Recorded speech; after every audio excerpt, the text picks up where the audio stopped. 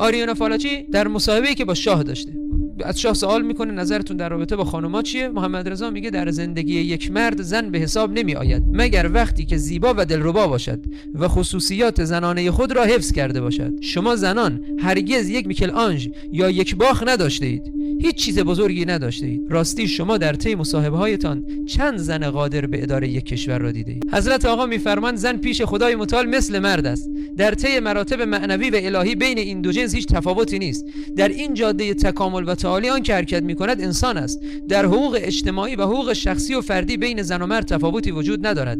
در چند مسئله اختصاصی شخصی امتیازاتی به زن داده شده است، در چند مسئله امتیازاتی به مرد داده شده است، آن هم بر اساس اقتضاء طبیعت زن و مرد. این اسلام است. متین‌ترین، منطقی‌ترین، عملی‌ترین قوانین و حدود و مرزهایی که ممکن است انسان در زمینه مسئله جنسیت فرض کند.